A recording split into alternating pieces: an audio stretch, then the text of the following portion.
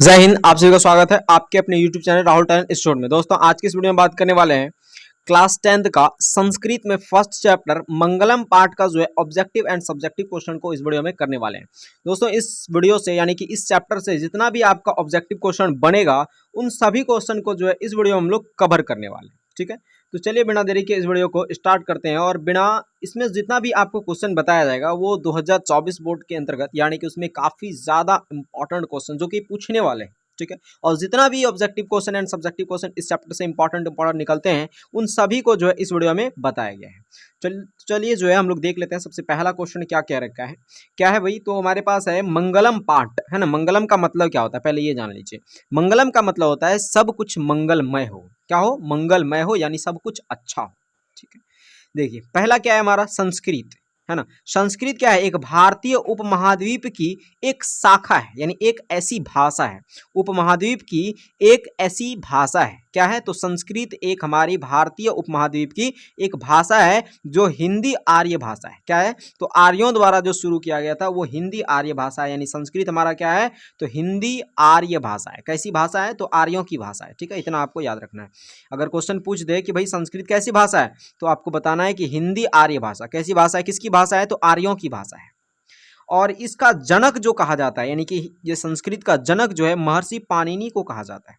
ये भी क्वेश्चन पूछ सकता है आपके एग्जाम में कि संस्कृत का जनक किसे कहा जाता है, तो महर्षि पाणिनि को कहा जाता है। ठीक है, चलिए अब जो है कुछ खास बात इस चैप्टर को पढ़ने से पहले यानी इसका ऑब्जेक्टिव क्वेश्चन करने से पहले कुछ खास बातें याद रखना बहुत जरूरी है। क्या क्या? तो मंगलम पाठ में कितना मंत्र है? 5 मंत्र है। अगर आपने इसका एक्सप्लेनेशन नहीं देखा है, पांचों मंत्र का अर्थ नहीं देखा हिंदी में, तो आपको जो है डिस्क्रिप्शन में लिंक दे दिया गया, वहां से जाकर के पांचों मंत्र का अर्थ जो है देख सकते हैं। 5 मंत्र, मंत्र कितने हैं? 5 मंत्र हैं, यानी मंगलम पाठ पद्य रूप में है। किस रूप में? मंगलम पाठ पद्य रूप में है। मंत्र कितने हैं? तो 5 मंत्र हैं इसमें। ठीक है, उपनिषद, और ये जो पांचों मंत्र है वो 4 उपनिषद से लिया गया है। कितने उपनिषद से लिया गया है? 4 उपनिषद से लिया गया ये पांचों मंत्र। ठीक है, पांचों मंत्र कहां से लिया गया है? 4 उपनिषद से लिया गया। कौन कौन सा? एक ईशावास्य उपनिषद, कठोपनिषद, मुंडकोपनिषद और श्वेताश्वर उपनिषद। और आपको पता होगा कि उपनिषद टोटल कितना है? 108 है। उपनिषदों की संख्या कितना है? 108। उसमें से 4 उपनिषद से 5 श्लोक लिया गया है, 5 मंत्र लिया गया है आपके बुक में। ठीक है, चलिए देखते हैं। अब है वेद। वेद कितने हैं भाई? तो वेद हमारे पास टोटली जो है, यानी वेद देखें तो वेद 4 है। कौन कौन? ऋग्वेद, सामवेद, अथर्ववेद, यजुर्वेद। वेदांग कितने हैं? तो यानी कि वेद का जो अंग है वो 6 है। जैसे मनुष्य, मनुष्य जो है, मनुष्य का शरीर एक है और उसका अंग तो बहुत सारा है ना। हाथ है, पैर है, और भी शरीर में नाक है, कान है, ये सब क्या है? अंग है। उसी तरह से वेद 4 हैं लेकिन उसके अंग 6 हैं। उपनिषद, उपनिषद भाई 108 है, यहाँ पे 8 लिखा गया है। उपनिषद टोटल कितना है? 108 है। ठीक है, और लेखक यानी उपनिषद का जो लेखक है, मंगलम पाठ का भी जो लेखक है वो कौन है? वेद व्यास जी हैं। कौन है? महर्षि वेद व्यास जी। ठीक है, अब देखिए इस चैप्टर से जितना भी आपका इंपॉर्टेंट ऑब्जेक्टिव बनेगा, इंपॉर्टेंट ऑब्जेक्टिव क्वेश्चन बनेगा, उसको हम लोग जो है यहाँ पे करने वाले हैं। ठीक है, सबसे पहला क्वेश्चन देखिए क्या है उपनिषद के रचनाकार कौन है? भाई उपनिषद के रचनाकार महर्षि वेद व्यास है ना। मंगलम पाठ के रचनाकार कौन है? अब बताइए, जब उपनिषद के रचनाकार महर्षि वेद व्यास जी हैं तो मंगलम पाठ में जो 5 गो मंत्र लिया गया है वो भी तो उपनिषद से ही लिया गया है, मतलब उसके भी रचयिता कौन है? महर्षि वेद व्यास है।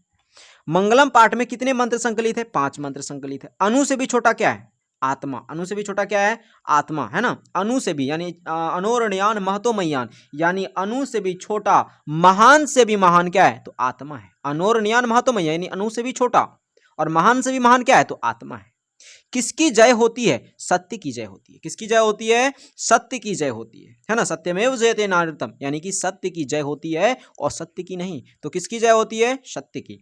बहती नदियां कहाँ मिलती है? भाई समुद्र में। आपने पढ़ा होगा यथा नद्ये समुद्रे, यानी कि जिस प्रकार नदियां समुद्र में, यथा नद्ये समुद्रे नाम रूपे विहाय, यानी जिस प्रकार नदियां समुद्र में अपने नाम और रूप को त्याग कर विलीन हो जाती है, ठीक उसी प्रकार जो है मनुष्य भी परमात्मा में विलीन हो जाते हैं नाम और रूप को त्याग कर। वही बहती नदियां कहाँ मिलती है? तो समुद्र में मिलती है ना। अगला क्वेश्चन है कि जंतु, अगला क्वेश्चन क्या है कि जंतु के हृदय रूपी गुफा में क्या स्थित है? जंतु मतलब क्या? मनुष्य। मनुष्य के हृदय रूपी गुफा में तत्व है, यानी कि आत्मा है। क्या है? आत्मा निहित है। ब्रह्मा को प्राप्त करने के लिए, यानी ब्रह्म को प्राप्त करने के लिए किस विषय में, ब्रह्म को प्राप्त करने के विषय में बताया गया है? किस उपनिषद में? अब देखिए ब्रह्म को प्राप्त करने के लिए किस उपनिषद में बताया गया है? वो मुंडकोपनिषद में, है ना। ब्रह्म को प्राप्ति के लिए, यानी ब्रह्म की प्राप्ति के लिए क्या करना चाहिए, ये मुंडकोपनिषद में आपको बताया गया है। ठीक है। अगला जो क्वेश्चन है वो क्या है, देवलोक का मार्ग किससे प्राप्त होता है। देवलोक का मार्ग किससे प्राप्त होता है, तो आपको पता होगा कि ऋषि लोग भी जिस मार्ग का अनुसरण करते हैं उसी से देवलोक का मार्ग प्राप्त होता है। हाँ, सत्य के मार्ग से, यानी सत्य से जो है, सत्य का मार्ग देवलोक तक फैला हुआ है। आपने पढ़ा होगा सत्यमेव जयते नानृतम सत्येन पंथा विततो देवायान, मतलब सत्येन पंथा विततो देवायान, यानी कि सत्य का मार्ग देवलोक तक फैला हुआ है। तो देवलोक का मार्ग किससे प्राप्त होता है, तो सत्य से प्राप्त होता है। मृत्यु को वश में कौन कर लेता है, विद्वान पुरुष। मृत्यु को वश में कौन कर लेता है, विद्वान पुरुष। सबसे लास्ट पंक्ति में आपने पढ़ा होगा श्वेताश्वर उपनिषद में, ठीक है। अगला है, किसकी जय नहीं होती है। क्वेश्चन क्या है, किसकी जय नहीं होती है। आप बताइए किसकी जय नहीं होती है। आपने पढ़ा होगा वो श्लोक, सत्यमेव जयते नानृतम, सत्यमेव जयते, यानी कि सत्य की जीत होती है और सत्य की नहीं, झूठ की नहीं। तो किसकी जय नहीं होती है, झूठ की। उपनिषद से किस महिमा का, उपनिषद में किस महिमा का वर्णन किया गया है, भाई परम पुरुष की महिमा का वर्णन किया गया है। उपनिषद में किस महिमा का वर्णन किया गया है, परम पुरुष की महिमा का वर्णन किया गया है, ठीक है। अगला 13 नंबर क्वेश्चन क्या है भाई, देखिए 13 नंबर क्वेश्चन है कि आत्मा के गूढ़ रहस्य की किसमें व्याख्या की गई है। आत्मा के गूढ़ रहस्य मतलब आत्मा के बारे में जो बताया गया, आत्मा का क्या रहस्य है, आत्मा कहाँ छिपा हुआ रहता है, मनुष्य के हृदय रूपी गुफा में जो छिपा रहता है आत्मा, उसका गूढ़ रहस्य क्या है, तो वो है कठोपनिषद में दिया गया ये चीज, ठीक है। अगला है, परमात्मा की महिमा का वर्णन किससे किया जाता है, यानी किस उपनिषद में किया गया, किसमें किया गया। परमात्मा की महिमा का गुणगान ईशावास्य उपनिषद में, पहला उपनिषद में ये हिरण्येन पात्रेण सत्यस्यापितम तत्वम पुषन्न पाविर्नु सत्य धर्माय दृष्टये। तो पहला श्लोक है ना, तो जो कि कहां से लिया गया, ईशावास्य उपनिषद से। तो इसमें परमात्मा की महिमा का वर्णन किया गया, कैसे, तो हिरण्येन पात्रेण, हिरण्येन मतलब सोने जैसा पात्र से, हिरण्येन पात्र मतलब क्या, सोने जैसा पात्र से ईश्वर का यानी कि सत्य का मुख ढका हुआ है। तत्वम पुषन्न पाविर्नु, सो हे प्रभु, इसलिए हे प्रभु सत्य धर्म की प्राप्ति के लिए आप उस आवरण को हटा दें, यानी तत्वम पुषन्न पाविर्नु सत्य धर्माय दृष्टये, ठीक है। तो परमात्मा की महिमा का वर्णन किस उपनिषद में किया गया है, ईशावास्य उपनिषद में। अगला है, सत्य का खजाना कहाँ है, भाई देवलोक में। सत्य का खजाना कहाँ है, देवलोक में ही मिलेगा आपको सत्य का खजाना, ठीक है। अगला क्वेश्चन है कि सत्य का मुख, यानी सत्य का मुख किससे ढका हुआ है, तो भाई अभी आपको बताया कि सत्य हिरण्मयेन पात्रेण सत्यस्यापिहितम, यानी हिरण्मयन का मतलब होता है कि सोने जैसा आवरण से, पात्रेण सत्यस्यापिहितम मुखम, यानी सत्य का अपिहितम मुखम, सत्य का मुख ढका हुआ है। तो सत्य का मुख किससे ढका हुआ है, हिरण्मयन पात्र से या फिर सोने के आवरण से। ज्ञानी लोग और अज्ञानी लोग में अंतर किसमें बताया गया, मतलब कौन से उपनिषद में बताया गया ज्ञानी लोग क्या होता है और ज्ञानी लोग क्या होता है, तो श्वेताश्वर उपनिषद में, लास्ट वाले उपनिषद में, है ना। लास्ट वाला जो मंत्र है आपका वो कौन सा उपनिषद से लिया गया, श्वेताश्वर। टोटल इतना ही ऑब्जेक्टिव है आपका इस चैप्टर में। अगर आपने इतना पढ़ लिया तो एक भी ऑब्जेक्टिव आपका नहीं छूटेगा, ये गारंटी मैं देता हूँ, ठीक है। चलिए अगला अब हम लोग देखते हैं शॉर्ट क्वेश्चन जो इस चैप्टर से जो बनते हैं, उन सभी शॉर्ट क्वेश्चन को हम लोग देख लेते हैं। चलिए क्या है, पहला क्वेश्चन देखते हैं हम लोग का। पहला क्वेश्चन है शॉर्ट में, उपनिषद को आध्यात्मिक ग्रंथ क्यों कहा गया है। सही बात है भाई, उपनिषद को आखिर हम लोग आध्यात्मिक ग्रंथ क्यों कहते हैं।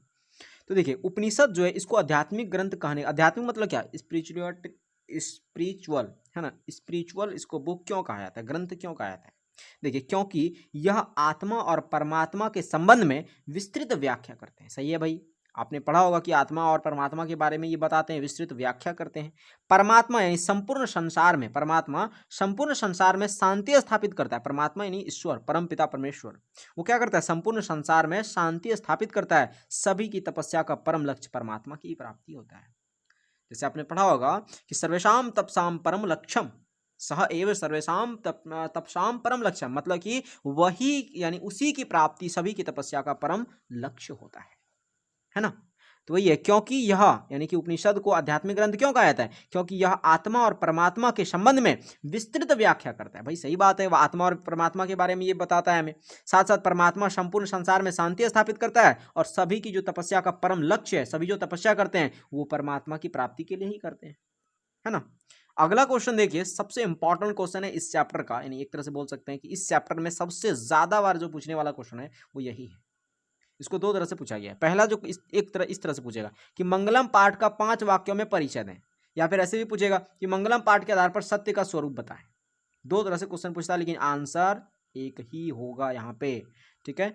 चलिए क्या है क्वेश्चन, क्वेश्चन है कि मंगलम पाठ का 5 वाक्य में परिचय दें, तो 5 वाक्य आपको बताना है। या फिर ऐसे पूछेगा कि मंगलम पाठ के आधार पर सत्य का स्वरूप बताएं, कि सत्य का स्वरूप क्या है। तो देखिए इस पाठ में 4 उपनिषद जो कि ईशावास्य, कट, मुंडक, श्वेताश्वर हैं, 4 उपनिषद से 5 श्लोक लिए गए हैं। देखिए 5 वाक्यों में परिचय दे रहे हैं, ठीक है। तो इस पाठ में 4 उपनिषद से 5 श्लोक लिए गए हैं। इन्हें पढ़ने से परमात्मा के प्रति श्रद्धा उत्पन्न होती है। और इस श्लोक को अगर आप पढ़ेंगे, इस श्लोक को अगर आप पढ़ेंगे, इसमें जो 5 श्लोक लिया गया है, अगर इस 5 श्लोक को अगर आप पढ़ते हैं तो परमात्मा के प्रति श्रद्धा उत्पन्न होती है। इससे सत्य के अन्वेषण की प्रवृत्ति होती है। सत्य के अन्वेषण यानी सत्य को जानने की इच्छा होती है, प्रवृत्ति होती है। तो आध्यात्मिक खोज की उत्सुकता भी बढ़ती है। आध्यात्मिक खोज मतलब क्या भाई, अध्यात्म के क्षेत्र में उत्सुकता बढ़ती जाती है। उसका क्या होते जाता है, अध्यात्म के क्षेत्र में उत्सुकता उसका बढ़ते जाता है। समझ में आ गया। तो उम्मीद करता हूँ आपने जो है यहाँ तक इसलिए तरीके से कंप्लीट कर लिया होगा, यानी कि 2 श्लोक तक आपने, यानी सॉरी 2 क्वेश्चन तक आपने देख लिया होगा, ठीक है। अब हम लोग देखते हैं अगला क्वेश्चन। कुछ क्वेश्चन और बचे हुए हैं, 4-5 क्वेश्चन है टोटल, ठीक है, और वही इंपॉर्टेंट है, बस उसके अलावा और क्वेश्चन है ही नहीं। अगला देखिए और भी उस लाइन में है कि उपनिषद का सॉरी उस चैप्टर का मंगलम पाठ का 5 वाक्य में उत्तर। तो 5 वाक्य नहीं पूरा था भाई, 3 वाक्य उधर हुआ। उपनिषद एक ऐसा ग्रंथ है विभिन्न वेदों से संबंधित है। उपनिषद ग्रंथ विभिन्न वेद से संबंधित है। इस पाठ के रचनाकार महर्षि वेदव्यास हैं। तो 5 वाक्य में हमने जो है इसका उत्तर दे दिया। अगला क्वेश्चन है, क्या क्वेश्चन है भाई, ध्यान से पढ़िए इसको, पहले क्वेश्चन पढ़िए, ठीक है। महान लोग संसार रूपी सागर को कैसे पार करते हैं। संसार रूपी जो सागर है, यानी कि जो माया जाल है, 84 लाख जोनियां हैं। जैसे हमने आपको पहला चैप्टर में बताया भी था कि कोई कितने जीव कितने जीव हैं। जैसे मनुष्य प्राणी 4 लाख हैं, उसमें से सबसे श्रेष्ठ हम लोग हैं, है ना। ऐसे करके आपको बताए थे, ठीक है। तो वही चीज बोल रहा है कि संसार रूपी सागर को महान लोग, संसार रूपी जो सागर है, यानी ये जो माया जाल है, 84 लाख जोनियों में भटकने की जो प्रवृत्ति है, जो संसार रूपी सागर है, इसको पार कैसे करते हैं वो। तो देखिए क्या जवाब मिला है कि महान लोग अपने को अज्ञानी, विद्वान को ज्ञानी समझकर संसार रूपी सागर से पार कर जाते हैं। बहुत बड़ी लाइन है ये। क्या है कि महान लोग जो है अपने को अज्ञानी मानते हैं, खुद को तो बोलता है अज्ञानी मानते हैं, लेकिन मूर्ख लोग क्या कहते हैं, भाई हम ही तो सबसे बड़े विद्वान है ना। वही बोल रहा है कि महान लोग अपने को अज्ञानी और विद्वान को ज्ञानी, जो उनके नजर में जो विद्वान है उनको ज्ञानी समझ करके संसार रूपी सागर से पार कर जाते हैं। अर्थात महान व्यक्ति अपने नाम और रूप को त्याग करके संसार रूपी भव सागर से पार हो जाता है, परमात्मा में, परमपिता परमात्मा में विलीन हो जाते हैं, ठीक है। अगला क्वेश्चन देखिए, अगला क्वेश्चन क्या है, क्वेश्चन ध्यान से पढ़िएगा। पहले क्वेश्चन में ही आधा आंसर आपका छुपा रहता है, इसलिए क्वेश्चन को आप ध्यान से पढ़िए। क्या है, नदी और विद्वान, नदी और विद्वान में क्या समानता है। अब देखिए चैप्टर में आपने जैसे पढ़ा था कि नदी जो है अपना नाम और रूप को त्याग करके, नदी जो है अपना नाम और रूप को त्याग करके समुद्र में मिल जाता है, उसी प्रकार विद्वान पुरुष जो है अपना नाम और रूप को त्याग करके परमात्मा में विलीन हो जाता है। तो यही समानता है ना। ये आपने चैप्टर के वाइज देखा। अब देखिए यहाँ पे जवाब क्या दिया है। देखिए जिस प्रकार नदी बहती हुई अपने नाम रूप को त्याग कर समुद्र में मिल जाती है, उसी प्रकार विद्वान पुरुष नाम रूप को त्याग कर परमात्मा को प्राप्त कर लेते हैं। सेम वही आंसर है ना। तो अगर आपने वो देख लिया है ना, अगर आपने एक्सप्लेनेशन देख लिया, हिंदी अर्थ देख लिया ना, आपका टोटल क्वेश्चन बन जाएगा। कुछ भी समझने वाला, याद करने वाला चीज ही नहीं है इसमें। अगला क्वेश्चन और लास्ट क्वेश्चन देखिए क्या है। क्वेश्चन है कि विद्वान लोग मृत्यु को कैसे पराजित करते हैं। सही बात है भाई कि विद्वान पुरुष जो आखिर मृत्यु को कैसे पराजित कर देते हैं, है ना। मृत्यु को, विद्वान लोग मृत्यु को कैसे पराजित करते हैं, मतलब मृत्यु से उसको डर नहीं लगता है, भय नहीं लगता है। वो चाहता है कभी भी हमारे पास मृत्यु अगर आ जाए तो हम परम पिता परमेश्वर से मिल जाए, ठीक है।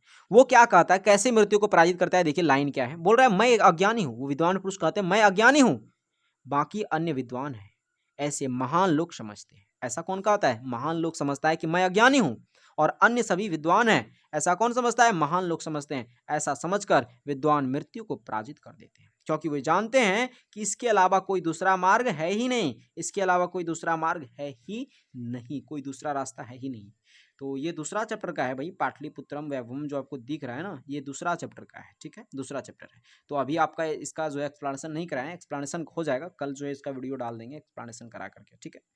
तो यहाँ तक जो है आपका कवर हो गया होगा, यानी पहला चैप्टर जो है आपका इजली तरीके से हमने कवर करा दिया। आप चाहें तो यहाँ से इसका एक स्क्रीनशॉट ले सकते हैं, हमने रोटेट इसको कर दिया है। फिर इसका भी आप एक स्क्रीनशॉट यहाँ से ले सकते हैं, हमने इसको भी रोटेट कर दिया है, ठीक है। तो उम्मीद करता हूँ आपने जो है मंगलम पाठ का टोटल क्वेश्चन इजली तरीके से कवर कर लिया होगा। साथ साथ स्क्रीनशॉट लेने के बाद इसका नोट्स भी बनाना है आपको खुद से, ठीक है। तो हम लोग मिलते हैं अगले वीडियो में, तब तक के लिए जय हिंद, जय भारत।